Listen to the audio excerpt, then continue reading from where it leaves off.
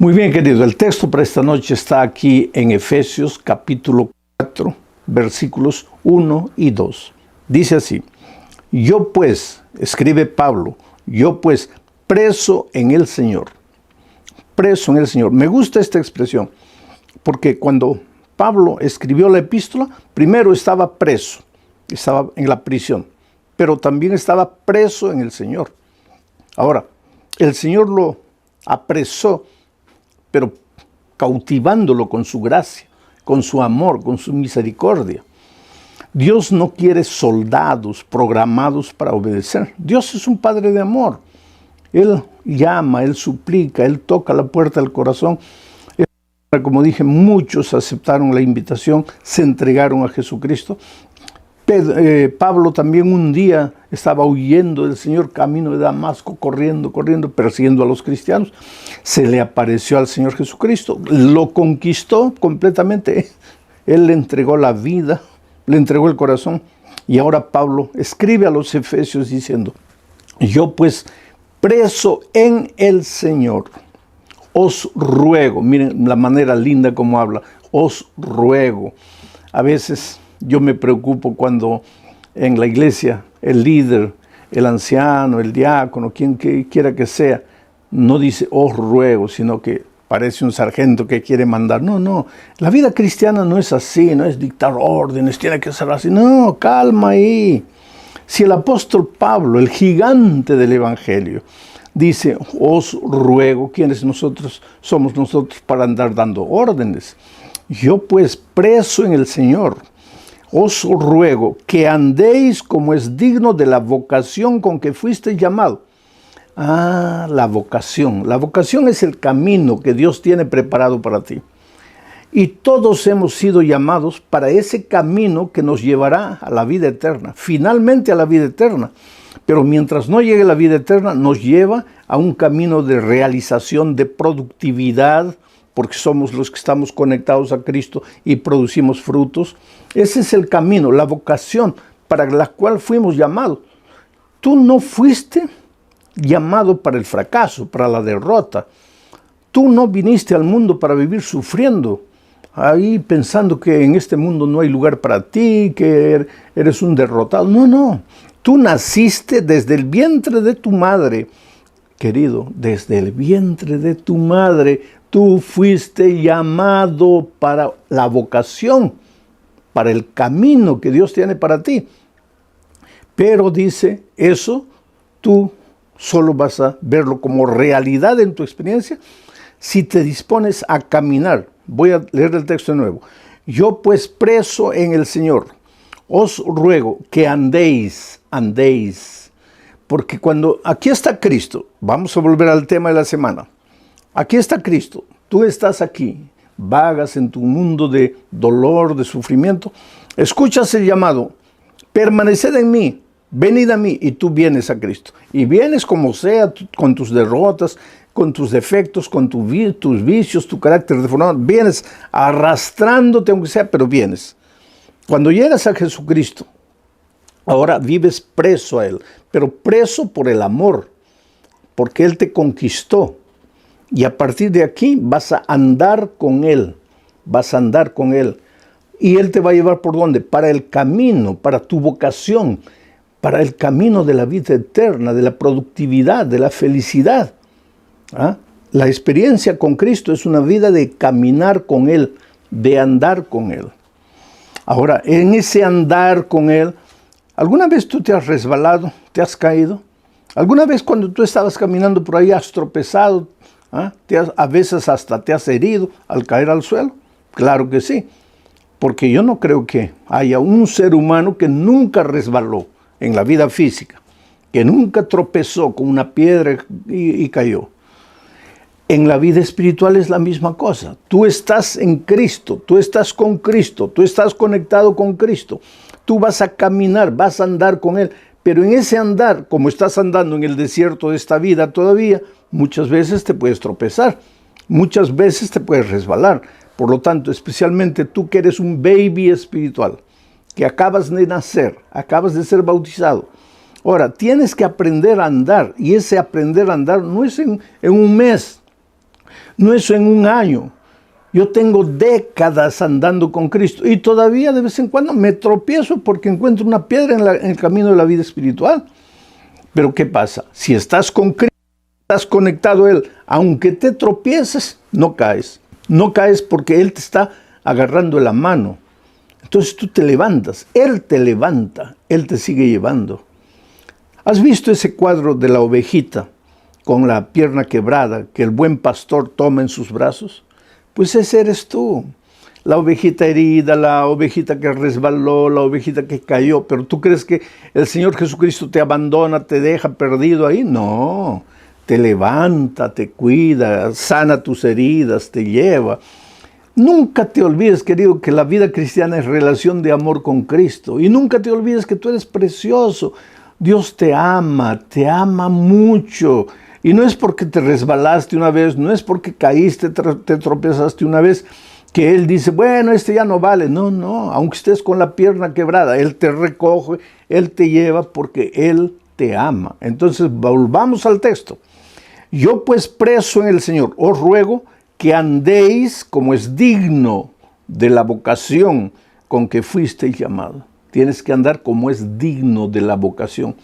Dios no te ha llamado al fracaso, entonces no puedes andar derrotado. Tienes que andar como es digno de la vocación para la cual Dios te llamó.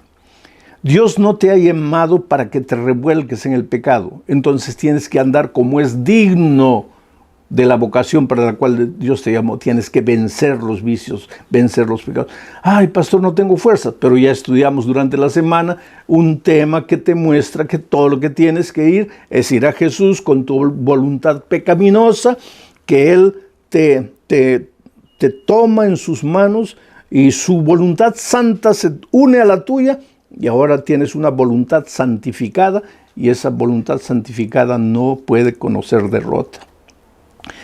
Anda como es digno.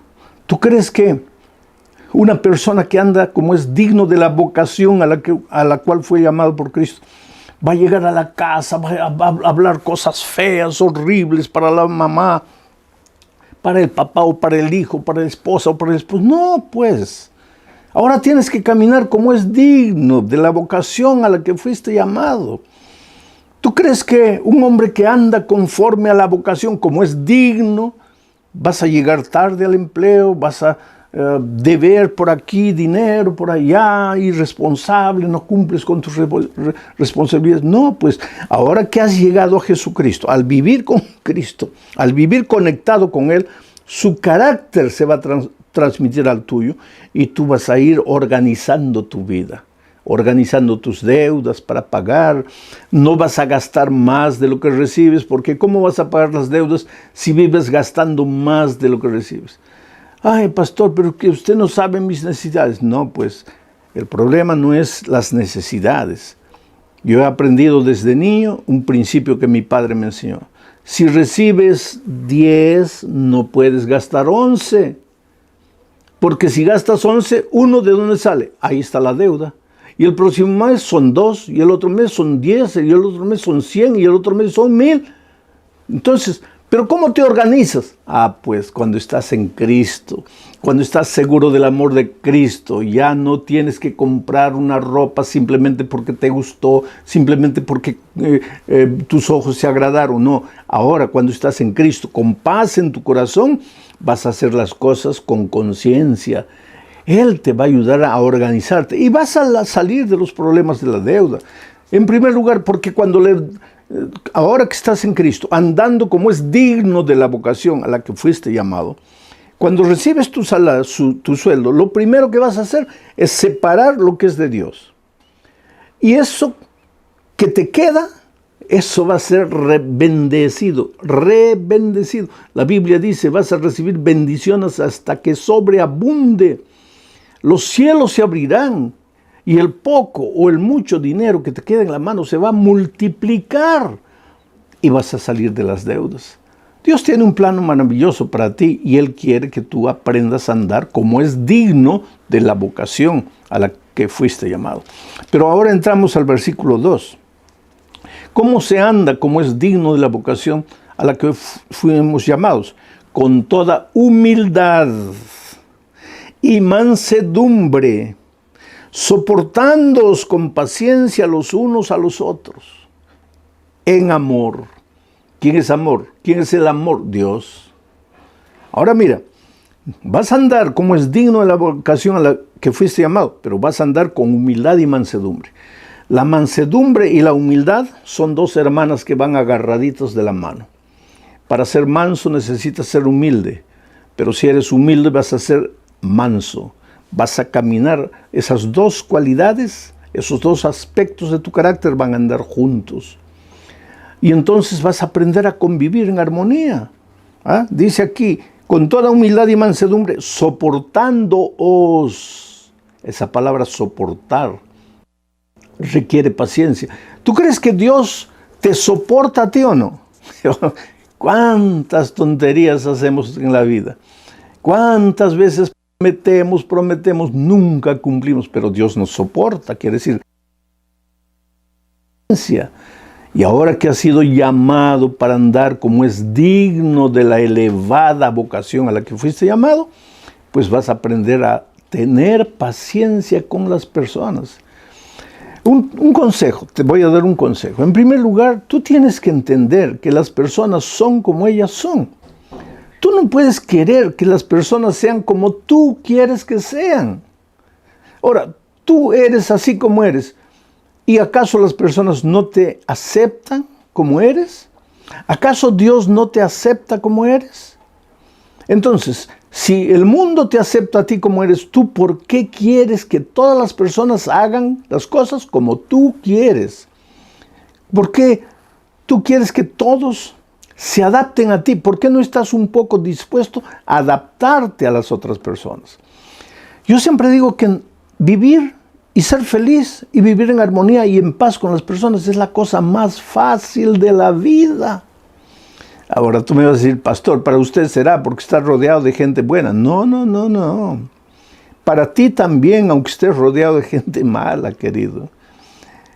Vivir es simple, no compliques la vida. Acepta a las personas como son. Pero pastor, no puedo. Pues entonces ve a Jesucristo. Porque la humildad no la fabricas tú. La mansedumbre no la fabricas tú. La mansedumbre y la humildad son regalos que Dios te da. Son características de su ser, de su sustancia. Y para que tú seas humilde y manso como Jesús, tienes que ir a Jesús. ¿Te acuerdas del texto de anoche? Venid a mí todos los que estáis trabajados y cansados. ¿Trabajados y cansados de qué? De luchar, de querer ser feliz, de querer arreglar la vida de la familia que queda destruida, de conquistar el amor de los hijos, de vencer en el empleo. ¿Estás cansado? No puedes. Ven a mí, dice Jesús, venid a mí y aprended de mí que soy manso y humilde de corazón. Manso y humilde de corazón. Ahora, ¿cómo vas a tú aprender a ser manso y humilde de corazón si estás alejado de Dios? Por eso es que te digo, todas estas noches te estoy llamando, entrégate a Jesús, ríndete a Jesús, ve a Jesús, porque tú solo, querido, puedes esforzarte toda la vida, vas a envejecer y vas a morir con tu carácter horrible. Porque te digo una cosa, cuando nosotros salimos de las manos de Dios, y ya lo he repetido eso durante la semana, cuando salimos de las manos de Dios, pues nuestro carácter era perfecto. Éramos mansos y humildes como Él es. Pero a medida que nos separamos de Dios, nuestro carácter se fue deformando. Hoy día yo siempre digo así bromeando, que todos ya cuando venimos al mundo traemos un toro bravo dentro de nosotros. Los hombres, ¿no? Porque las hermanas no, pues las hermanas en todo caso traerían una vaca brava. Pero todos venimos al mundo trayendo un toro, una vaca brava. Y cuando nacemos, esos toritos, vaquitas tan pequeñitos ahí, cuando crecemos, están ya grandes, pero están dentro de nosotros. Aparentemente dormidos, no hacen nada, no molestan. Pero cuando alguien hace algo que no nos gusta, cuando alguien nos contraría, cuando alguien dice una cosa que va contra lo que nosotros pensamos, ay, Señor, porque cuando todos hacen las cosas como nosotros queremos, pues ¿para qué te va a molestar el toro? El toro está quietecito ahí. Pero cuando alguien hace algo que no te gusta, ese toro se levanta. Y cuando el toro se levanta, querido, sal corriendo, porque ese toro es capaz de hacer las peores cosas de la vida. Y yo nuevamente digo, bromeando, pero serio, pero en ton de broma, para que tú no te sientas herido. ¿Has visto tú a veces una junta de iglesia, los líderes discutiendo?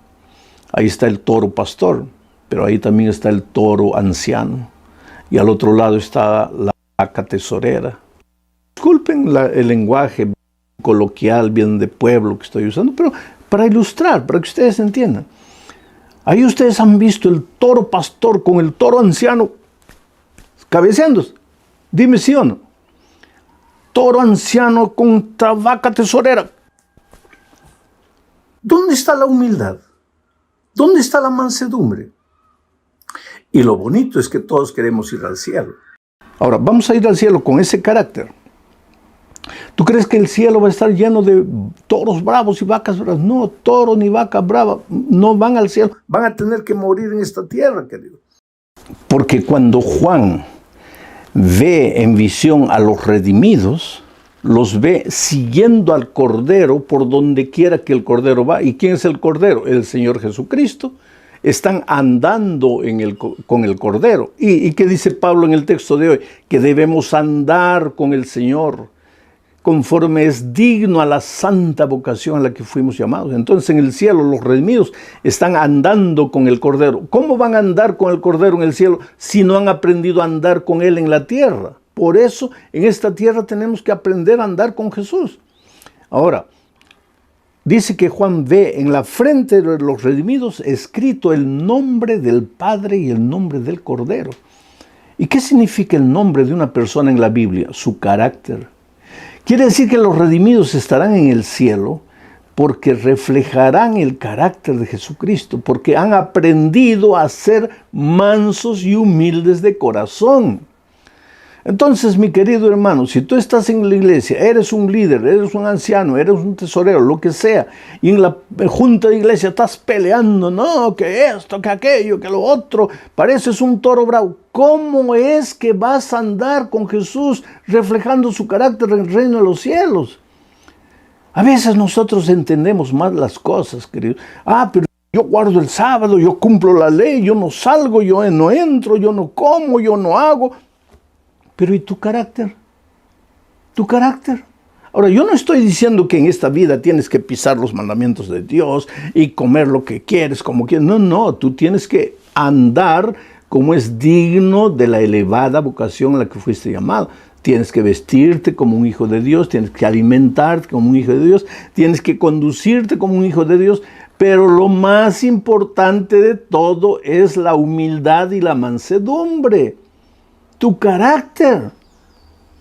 ¿Y quién puede cambiar tu carácter? Solo Jesucristo. Tú puedes hacer lo que quieras, pero no vas a lograr. Tienes que ir a Jesús como estás. Ahora, en la Biblia nosotros encontramos muchos ejemplos de hombres que llegaron a ser mansos y humildes de corazón. El más grande de ellos para mí es Jesucristo, Jesucristo hombre. Porque cuando Jesucristo vino a esta tierra, no vino como Dios. Él era Dios, nunca dejó de ser Dios. Pero al venir a esta tierra tomó la naturaleza humana. Él no se disfrazó de hombre, Él fue un ser humano de verdad, nació de María. Y entonces Él nos dejó un ejemplo de humildad. Y si tú analizas la vida de Cristo, verás que la humildad de Cristo no era ser tonto. Jesús no era tonto. Algunos piensan que si eres humilde, eres un tonto. Si eres manso, es un tonto, que todo el mundo se sube encima de ti. No, cuidado, querido.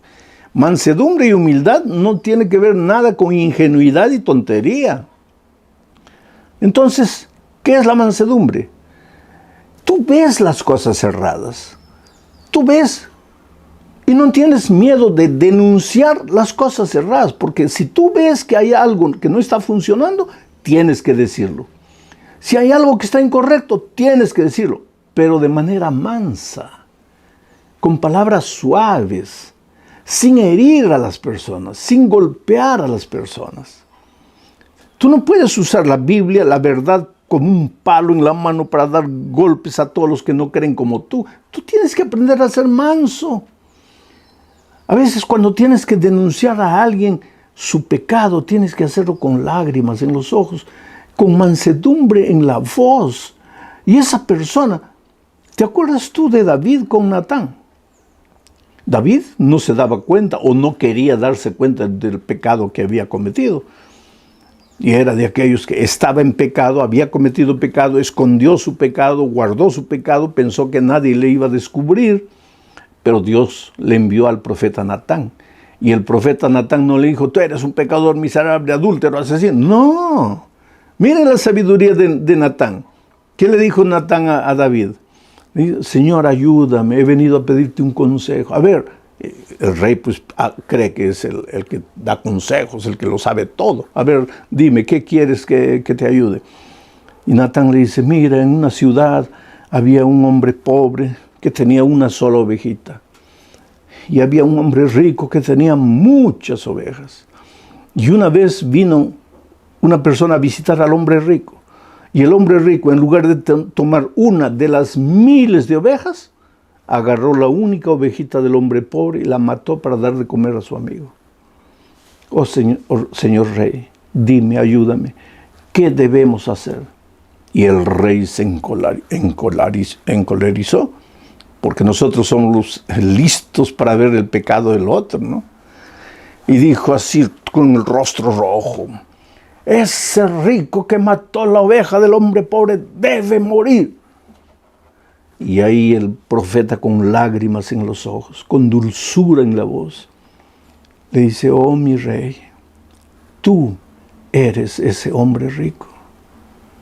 Tenías tantas mujeres, porque tuviste que tomar la única mujer de tu general y todavía mandar matarlo. Pobre rey. Tal vez si Natán hubiera ido todo bravo, en el nombre de Dios, voy a defender los principios de Dios, David ni le hubiera hecho caso. Pero cuando fue con mansedumbre, con humildad, el pobre David salió corriendo en la noche oscura, se fue a una cueva, se arrodilló. Ahí escribió el Salmo 51, creo Dios en mí un corazón nuevo, coloca un espíritu recto dentro de mí. Oh Señor, yo soy un miserable pecador, desde el vientre de mi madre yo ya traigo la naturaleza pecaminosa, pero Señor, perdóname, no me abandones, no me dejes. Tú te das cuenta del resultado de la mansedumbre, de un profeta que se acercó al rey con humildad y con mansedumbre. Oh querido, si en tu hogar las cosas no andan bien entre la pareja, de la manera como hables, de la actitud con que hagas las cosas, con mansedumbre, con humildad, todo se va a arreglar. Pero cuando miras a la otra persona, tu cónyuge, tú no vales, tú haces todo mal, porque ya estoy cansado, que ya no te hago. ¿Cómo vas a arreglar las cosas? Pastor, pero es que mi carácter es así. Sí, querido, tu carácter es de toro bravo. Pero pues tienes que ir a Jesús. Tienes que dejar que Jesús haga por ti lo que tú no puedes. Y Él está dispuesto a transformar tu vida. Él está dispuesto a hacerte un hombre nuevo, una mujer nueva. No hay por qué vivir angustiado, desesperado. En la Biblia encontramos el ejemplo de Moisés. La Biblia dice que Moisés fue el hombre, después de Cristo, lógicamente, que fue el hombre más manso de la tierra. El hombre más manso de la tierra. Moisés tuvo que guiar un pueblo de más de 1 millón de personas. ¿Te acuerdas cuando sus hermanos se rebelaron contra él? Se rebelaron contra él y Dios le mandó lepra a Miriam, la hermana de Moisés. ¿Y qué dijo Moisés? Qué bueno que Dios le mandó lepra a esa hermana rebelde. No. Moisés sufrió, Moisés lloró, Moisés buscó al Señor, se arrodilló, le dijo, Señor, por favor, perdona a mi hermana. Intercedió por Miriam y Dios la curó. Oh, querido, tú tienes que aprender a ser un hombre misericordioso, una mujer misericordiosa. Este mundo está faltando por falta de amor. Yo una vez encontré un joven rebelde en la iglesia y cometió una travesura, una tontería, una indisciplina. Y él, cuando yo fui a él, él ya me miró así desafiante, como diciendo, ¿qué me vas a hacer? Y yo le dije algo que él nunca pensó escuchar. Le dijo, mira, yo estoy aquí, no porque te voy a disciplinar. Yo estoy aquí triste por tu actitud. Yo estoy aquí porque te amo. ¿Y sabe lo que este muchacho me dijo? Pastor, por favor dígame cualquier cosa. Dígame que yo no valgo nada, que soy un rebelde. Expúlseme, disciplíneme, haga lo que usted quiera. Pero por favor, no diga que me ama. Yo le dije, pero ¿por qué no? ¿Y sabe lo que él me dijo? Es que a mí nadie me ama, pastor. De niño mis padres no me amaron. Mis profesores no me aman. Mis amigos no me aman. En la calle no me aman. En la iglesia no me aman. Todos se fijan en las cosas malas que hago. Entonces, por favor, dígame cualquier cosa, menos que usted me ama. Yo le dije, pero hijo, es que es tan difícil amarte, ¿sabes? Tú haces las cosas para que nadie te ame, pero tú eres precioso a los ojos de Dios. Dios te ama. Y aquel muchacho comenzó a llorar. Y me dice, pastor, ¿cómo Dios puede amarme? Yo vivo una vida completamente torcida. Usted no tiene idea de las cosas que yo hago. ¿Cómo es que Dios puede amarme? Yo le dije, hijo, no me preguntes cómo. ¿Cómo puedo saber yo cómo Dios te ama? ¿Por qué Dios te ama? Yo solo sé que Él te ama. Y que si su amor no es capaz de traerte de vuelta, si su amor no es capaz de llevarte al arrepentimiento, nada más va a ser. Hoy día ese joven rebelde es un pastor transformado por el amor de Dios. Es por eso, querido, que tú nunca pierdes cuando eres un hombre manso, una mujer mansa, cuando eres humilde de corazón. Pero hay un salmo en la Biblia que me gusta, es el Salmo 22, versículo 26. Mira lo que dice. Salmo 22, 26. Comerán los humildes, los mansos, los humildes. Comerán los humildes y serán saciados. Alabarán a Jehová los que le buscan. Vivirá vuestro corazón para siempre. Te voy a explicar lo que dice el Salmo aquí. Si eres manso, si eres humilde, vivirás para siempre. O sea, aquí está la promesa de la vida eterna. Seguirás con el Cordero, andarás con el Cordero cuando Cristo venga por toda la eternidad. Vivirás para siempre si eres humilde, si eres manso. Pero no solo en el cielo, dice, comerán los humildes y serán saciados. O sea, en esta tierra no vas a andar con el corazón vacío, desesperado, loco, lleno de problemas, afligido, cansado, agobiado, estresado. No. Porque comerás y serás saciado. ¿Pero por qué? Porque eres humilde, porque eres manso. ¿Y por qué eres manso? Porque lo buscaste, dice, alabarán a Jehová los que le buscan. Quiere decir que si buscas a Jesús, serás saciado en esta tierra y en la vida eterna vivirás para siempre con Jesús. Ahora, el peor error que podrías cometer es decir, entonces para que me vaya bien voy a ser humilde. Tú puedes intentar ser humilde, ya lo dije, nunca lo vas a lograr. Tú tienes que ir a Jesús y dejar que Él transforme tu carácter. Yo quisiera verte feliz. Tal vez en esta tierra yo nunca te vea, mi querido. Pero un día en el reino de los cielos quiero verte, siguiendo al Cordero, y ese día quiero que me digas, pastor, el mensaje que usted predicó aquel día sobre la mansedumbre, la humildad, me ayudó tanto. Yo tenía un carácter terrible, pero fui a Jesús como Juan, hijo del trueno, fui a Jesús, y Jesús en su amor, con su amor, por su amor, me transformó, y por la gracia de Dios llegué aquí. Que Dios te bendiga ricamente. Sé feliz tú, tu esposa, tus hijos. Ahora que han aceptado a Jesús, crezcan en fe, en esperanza, no desanimen.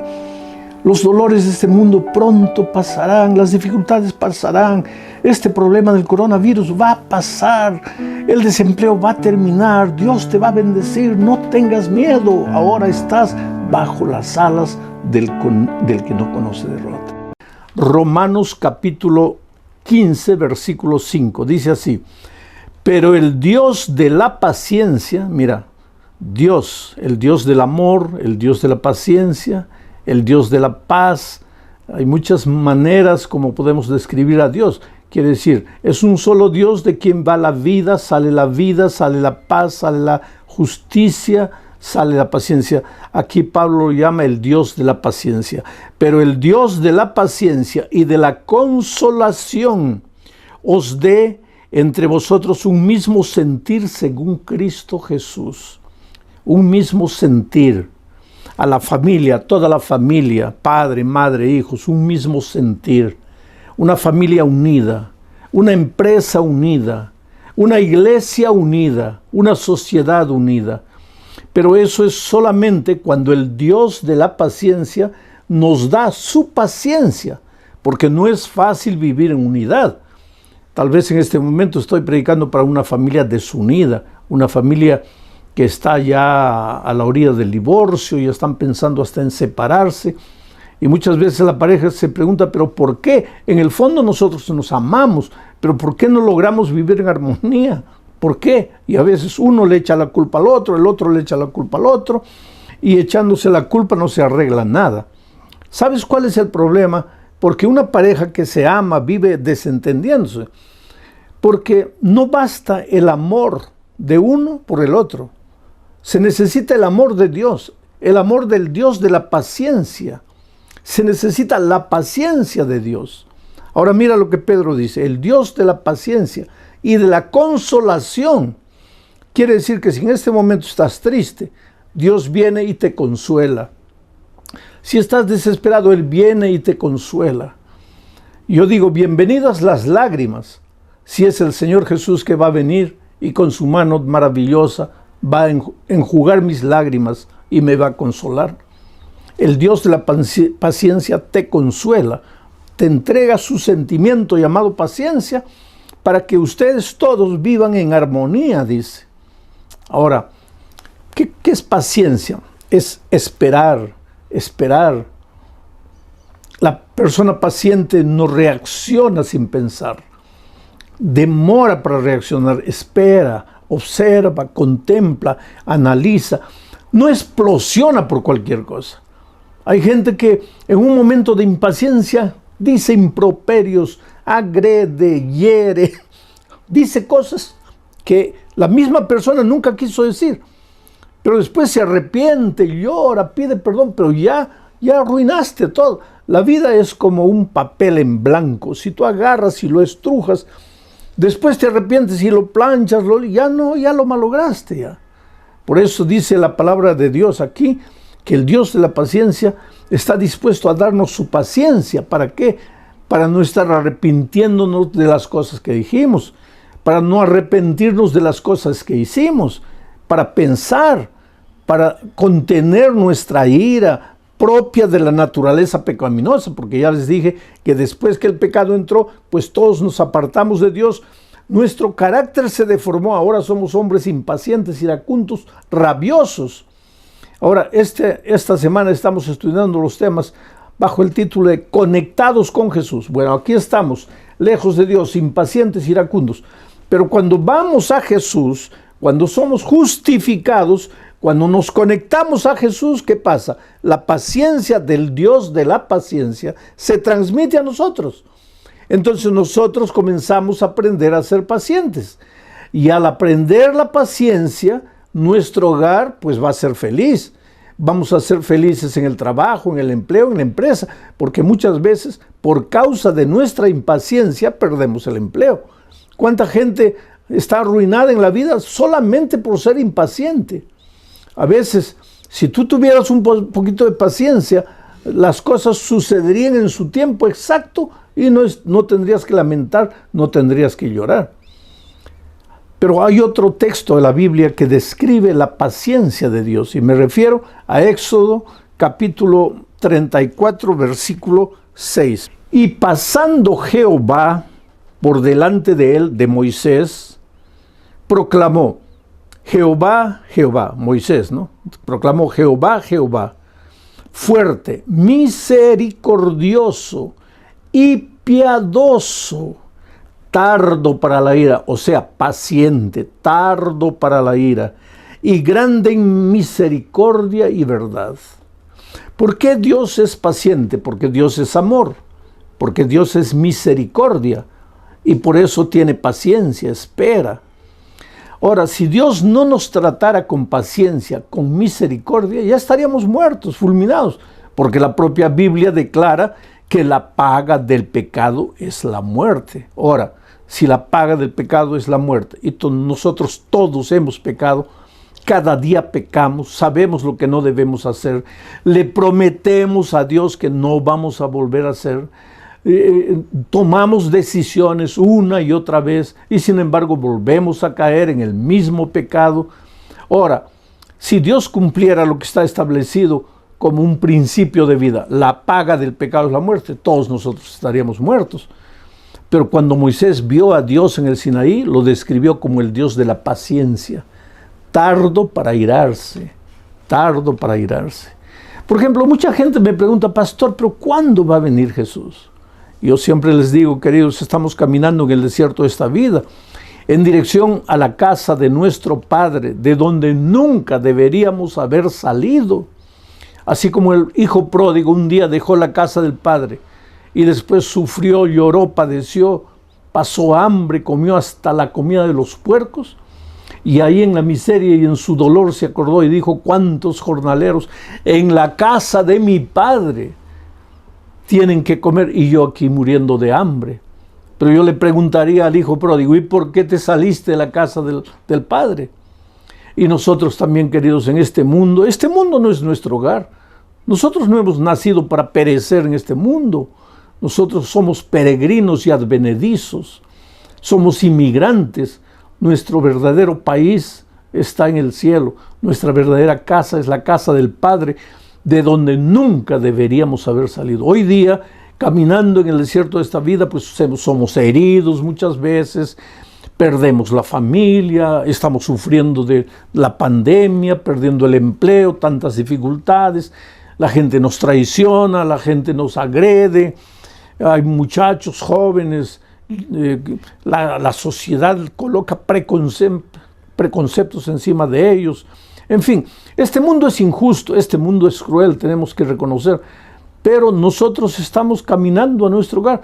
¿Y cuándo vamos a llegar? ¿Cuándo va a terminar todo esto? Cuando Cristo venga. ¿Y por qué Cristo no viene? Y ahí entra Pedro y dice, el Señor no retarda su promesa como algunos la tienen por tardanza, sino que es paciente, esperando que todos se arrepientan, que vengan al arrepentimiento, que se entreguen a Jesús. Oh, querido, yo te pregunto, si Jesús hubiera vuelto ayer, ¿tú estarías salvo? Tal vez no, porque estabas caminando lejos de Dios.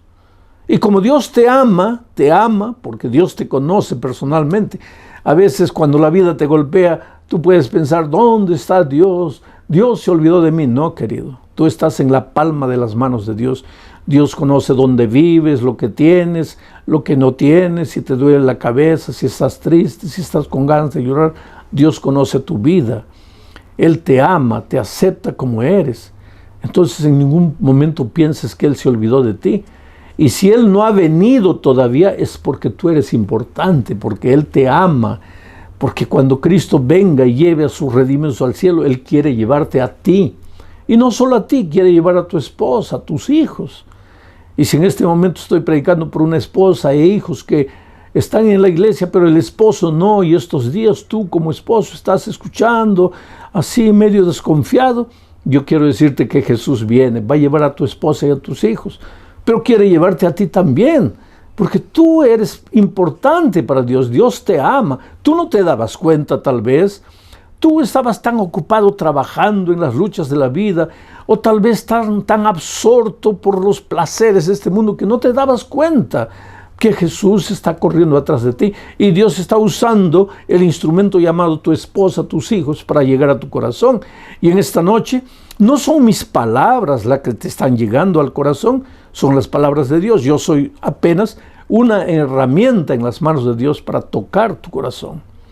Bueno, ese es el Dios de la paciencia, el Dios tardo en airarse, el Dios que no permite que Jesús venga todavía, no porque se está demorando, sino porque es paciente, esperando que tú te arrepientes, que tú estés preparado para encontrarte con Jesucristo. Entonces viene la otra pregunta, pero pastor, ¿por qué ese Dios paciente hizo tantas cosas terribles en el pasado, especialmente en el Antiguo Testamento? El otro día yo encontré un joven universitario que me decía justamente eso. Pastor, para mí, cuando yo leo la Biblia, parece que hubiera dos dioses. Un Dios del Antiguo Testamento, que es bravo, justiciero, su nombre Jehová de los ejércitos, soldado, guerra, batalla. Un Dios que no perdona, un Dios intransigente, un Dios radical. Un Dios que no acepta que sus hijos se desvíen, que mata, no solamente mata a los hombres, mata a mujeres, niños. ¿Qué Dios es ese? Y entonces ese muchacho me decía, cuando yo vengo al Nuevo Testamento, ahí encuentro ya un Dios diferente, porque el Señor Jesucristo ama, perdona, justifica, espera, nos da su gracia. Entonces este joven universitario me decía, pastor, yo no consigo armonizar esos dos dioses, el Dios del Antiguo Testamento y el Dios del Nuevo Testamento. Sin embargo, querido, te digo que no hay dos dioses, hay un solo Dios. El Dios del Antiguo Testamento es el mismo Dios del Nuevo Testamento.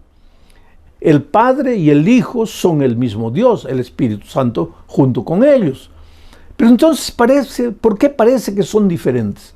Este mismo muchacho me decía, pastor, yo lo veo a Dios en el Sinaí gritando en llama de fuego y humo y estruendos y truenos.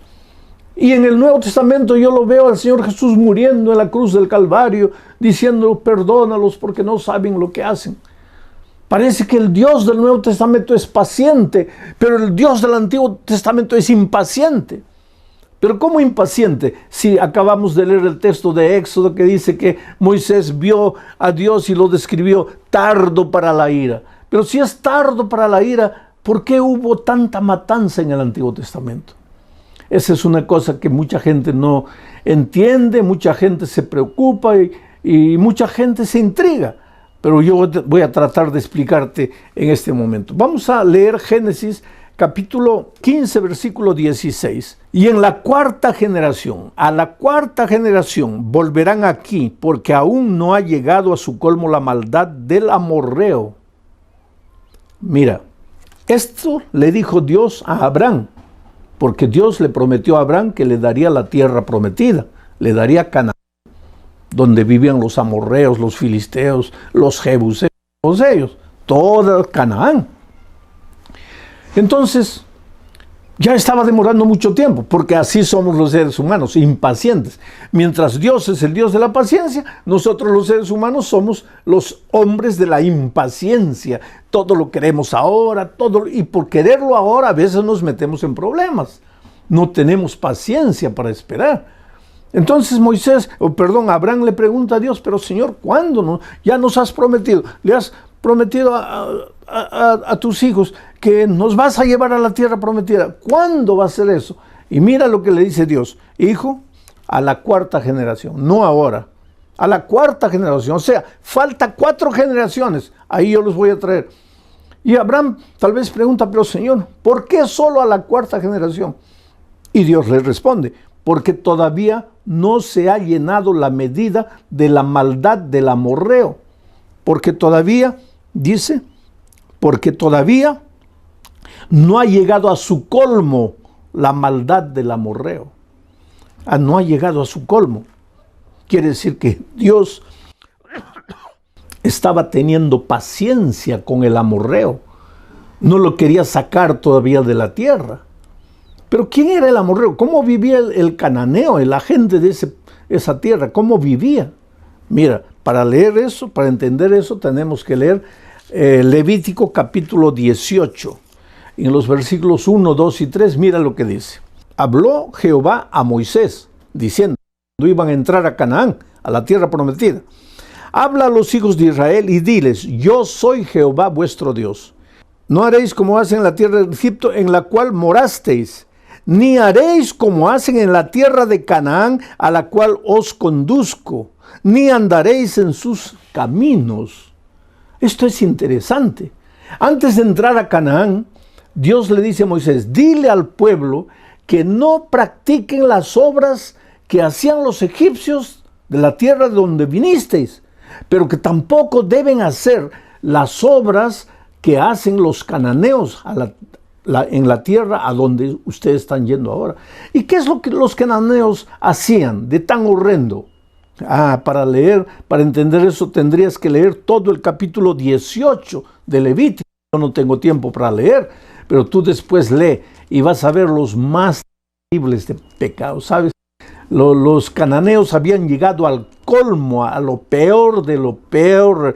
Era ser humano con animal, hombre con hombre, padres con hijos, hermanos con hermanos. Era un cuadro de inmoralidad total, completo. ¿Y qué es lo que Dios dice? Todavía no ha llegado al colmo la maldad del amor. Pasan 100 años. El pueblo se sigue hundiendo en la miseria. Ya no saben qué pecado inventar. El pueblo de Dios reclama, Señor, ¿cuándo nos vas a dar la tierra? Y Dios dice, todavía no ha llegado al colmo la maldad del amorreo. Pasan 200 años, todavía no ha llegado al colmo la maldad del amorreo. 300 años, todavía no ha llegado al colmo. 400 años, todavía no ha llegado al colmo. Ahora, no vas a decir, bueno, pero finalmente la paciencia de Dios se acabó. No, querido. ¿Cómo la paciencia de Dios se va a acabar? Si Él es tardo para la ira. ¿Cómo va a acabar si Dios es el Dios de la paciencia? La paciencia es parte de su naturaleza. Y Dios es eterno. Entonces, ¿cómo la paciencia divina se va a acabar? No es que la paciencia divina se acaba. Pero llegó el momento en que Dios dijo, ahora sí, al pueblo de Israel, entren a la tierra de Canaán. Y entonces esa generación fue extirpada de la tierra. Ahora, esto es duro decir, querido, porque si tú lees la Biblia vas a ver que a veces el pueblo entraba con espada, y lógico, si hay espada, si hay guerra, si hay lucha, hay sangre, la sangre se derrama y todo. Son hechos crueles del Antiguo Testamento. La gente no entiende.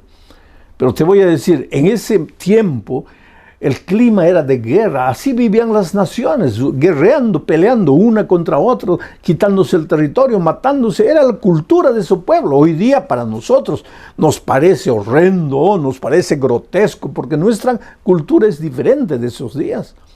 Pero lo que pasó con los amorreos, con los jebuseos, con todos los cananeos, fue lo que el médico hace muchas veces cuando se gangrena el cuerpo.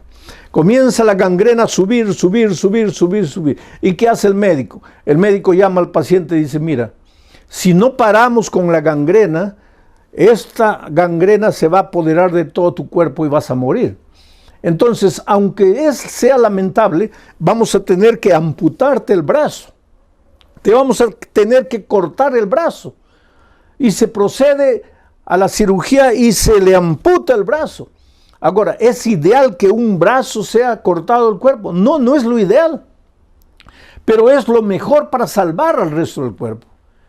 A veces Dios ha tomado en la historia algunas medidas drásticas que nosotros no entendemos. Fue injusto, pobres seres humanos, ¿cómo les quitó la vida? Pero si Dios no hubiera hecho eso, la humanidad toda, ¿a dónde hubiera ido? ¿A dónde se hubiera degenerado? Quiere decir, Dios en su infinito amor muchas veces tuvo que amputar un dedo, tuvo que amputar una mano del cuerpo todo de la humanidad, pero no era por maldad, era por el propio bien de la humanidad. Ahora muchos dicen, entonces ese Dios ya pasó, ese Dios salvaje, ese Señor de los ejércitos, ya acabó. Ahora viene Dios de la gracia, el Nuevo Testamento. No, querido, eso es lo que mucha gente no entiende. Dios no cambia. El Dios de la paciencia del Nuevo Testamento es el mismo Dios de la paciencia del Antiguo Testamento. Y el mismo Dios del Antiguo Testamento que tuvo que amputar un brazo, es el mismo Dios del Nuevo Testamento, que llegado el momento, hoy día dice el Señor no retarda su promesa, sino que espera pacientemente que te arrepientas, mas va a llegar un momento en que la Biblia dice, el justo será justo y el injusto continuará siendo injusto.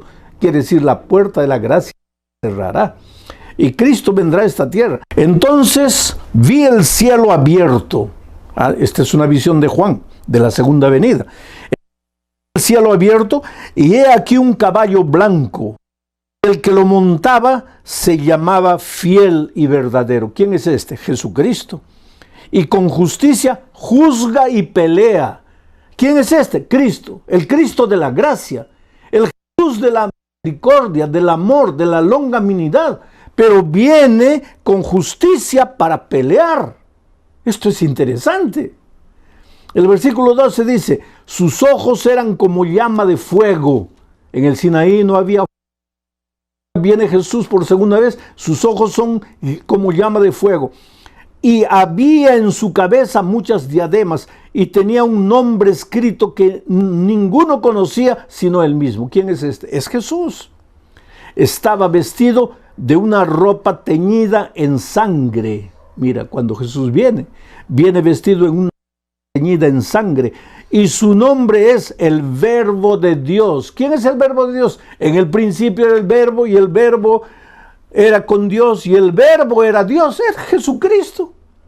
Cuando viene por segunda vez, simbólicamente en un caballo blanco, para pelear, para juzgar con justicia, no es el Dios de la gracia, es el Dios justiciero. El mismo Dios justiciero del Antiguo Testamento está de nuevo aquí. Pero el mismo Dios de la gracia y la paciencia del Nuevo Testamento está en el Antiguo Testamento. Es el mismo Dios. ¿Y por qué está teñido de sangre su vestido? Interesante. Isaías responde.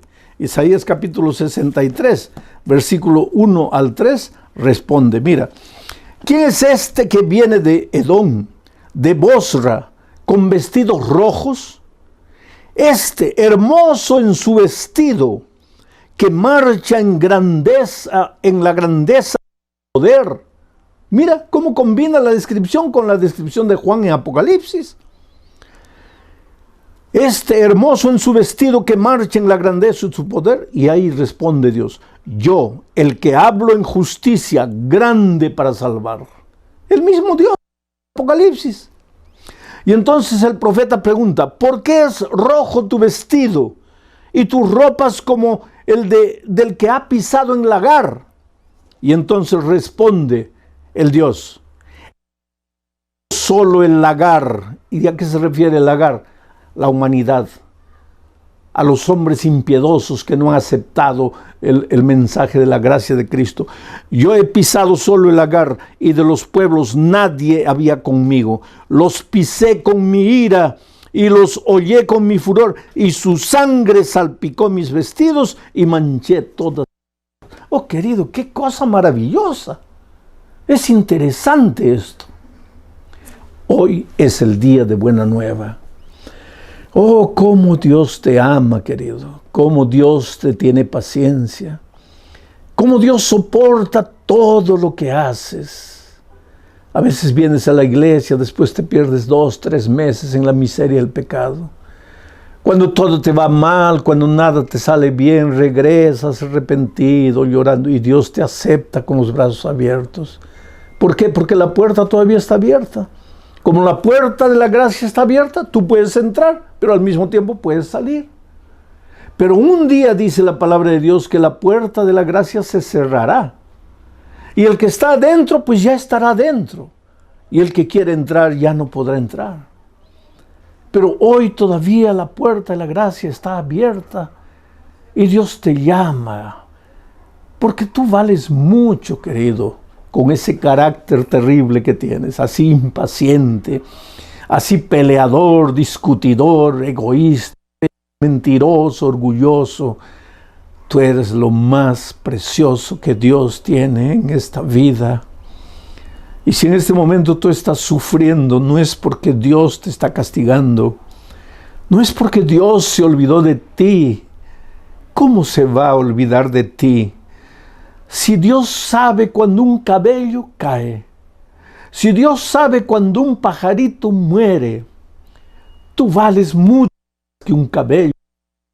Tú vales mucho más que un pajarito. ¿Cómo es que Dios no va a saber que estás sufriendo en este momento? Por favor, querido, ven a Jesús. Entrégate a Jesús, devuélvete a Jesús. Dile, Señor, perdóname. He caminado como un caballito loco por las praderas salvajes de mi libertad. He vivido dando rienda suelta a mis instintos y me he herido. Y ojalá que me hubiera herido solo. Lo peor es que herí a mi esposa, herí a mis hijos, herí a mis padres. Pero me duele, Señor, y yo no tengo fuerzas, yo no puedo. Solo tú puedes hacer algo por mí. Algo parecido así es la historia de Verónica Monsalve. Verónica era una joven que con 17, 18 años ya estaba sumergida en la bebida. Pasaba noches en fiestas, en jaranas, bebiendo. Un día su padre tuvo que cargarla porque no podía ni caminar. El padre llorando al ver a su hija, porque ¿qué padre puede ver a una hija de 18 años, a un hijo de 18 años? ¿Qué padre puede ver a un hijo consumiendo su vida en las drogas, destruyendo su vida en la criminalidad? ¿Qué padre puede dormir tranquilo cuando mira el reloj y son 2, 3 de la mañana y el hijo, la hija todavía no han llegado a la casa? Oh, querido muchacho, hijo, joven, tú tal vez nunca te des cuenta del sufrimiento que provocas en el corazón de tus padres que te aman. Solo que llegó un momento en que ellos ya no te pueden sujetar. Eres libre, tú tienes que tomar tus decisiones y a veces tomas las decisiones peores de la vida. Y Verónica, pues, aquel día cuando su padre la cargó, la llevó a la cama, la acostó, al día siguiente se despertó con la conciencia pesada y dijo, Dios mío, ¿qué estoy haciendo? Fue a trabajar en el estacionamiento, se sentó dentro del carro y comenzó a llorar. Y le dijo, Dios mío, yo no quiero vivir esta vida. No quiero ser así. Yo creo que tú también, que me estás escuchando ahora, en algún momento de tu vida has dicho, Señor, yo no quiero ser así. No quiero. Pero ¿qué podemos hacer a veces? Porque el instinto es más fuerte, porque a veces sientes que no tienes fuerzas, eres tan débil para decir no, eres una marioneta en las manos del diablo. Pero pobre Verónica clamó a Dios, dijo, Señor, hazme conocer a alguien en esta tierra que me ayude, haz un milagro, ayúdame, yo no sé cómo, porque yo no puedo. Ese día cuando salió del trabajo y estaba yendo para la casa, a 20 metros del lugar donde trabajaba, se chocó con otro carro. Ahí los compañeros de trabajo para auxiliarla. Gracias a Dios no le pasó nada, pero el carro estaba golpeado y había que llevarlo a una mecánica. Y un amigo del trabajo le dijo, mira, yo conozco a un mecánico, te voy a recomendar. Y ella fue llevando el carro al mecánico. Y dejó el mecánico, le dijo, mira, tienes el carro aquí unos días para arreglar. Y ella no tenía cómo regresar para casa. Al mecánico, por favor, disculpe, me da eso, pero podría darme un ride hasta mi casa, porque estoy sin carro. Y el mecánico lo llevó. Era un mecánico joven. En el camino a casa comenzaron a conversar. Y comenzaron a conversar de cosas espirituales.